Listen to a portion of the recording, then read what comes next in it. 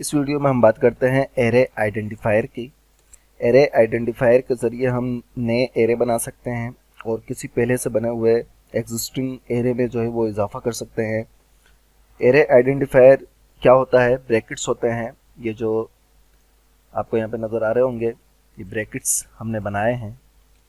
In brackets को जो है वो एरे आइडेंटिफायर कहते हैं, जो किसी एरे के नाम के बाद लगाए जाते हैं। ठीक है, इसके अंदर हम कोई भी इंडेक्स वगैरह देते हैं। अच्छा, अब ये आप देखिए कि आप देख रहे हैं कि एरे आइडेंटिफायर के ज़रिए हम किसी एरे के आखिर में एक आइटम का इजाफा भी कर सकते हैं।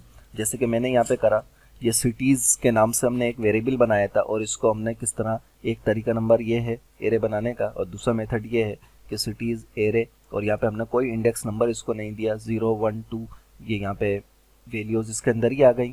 ठीक है, अब उसके बाद यहाँ पे हमने सिटीज़ 1 को कॉल कराई। यहाँ पे फिर मैं क्या कर रहा हूँ कि एरे आइडेंटिफायर के ज़रिए $cities मैंने लिखा, ये सिटीज़ एरे का नाम है। तो वैसे तो ये वेरिएबल है, लेकिन जब हमने इसके आगे एरिया का कीवर्ड लिख दिया तो अब ये एरे हो गया। तो हमने $cities करा और आगे ये दो ब्रैकेट लगा दिए, तो ये एरे आइडेंटिफायर हो गया और इसको हम असाइन कर रहे हैं कोयटा। तो ये ऑटोमेटिकली क्या करेगा कि ये वैल्यू इसकी इसके अंदर ऐड कर देगा। ये 0 है, 1 है, 2 है और अब ये कोयटा इसमें ऐड कर दिया इसने, तो ये 3 हो गया। यहाँ पे मैं इको $cities और ब्रैकेट के अंदर इसको 3 की वैल्यू, जो 3 इंडेक्स नंबर है, उसको कॉल करा रहा हूँ। तो ये देखिए अब यहाँ पे कोयटा प्रिंट हो जाएगा।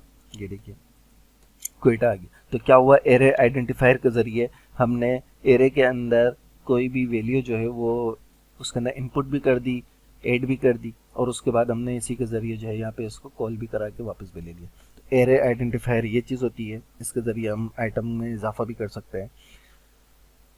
इसके बाद हमारे पास बनता है एक एसोसिएटिव एरे, उसको अगली वीडियो में देखते हैं।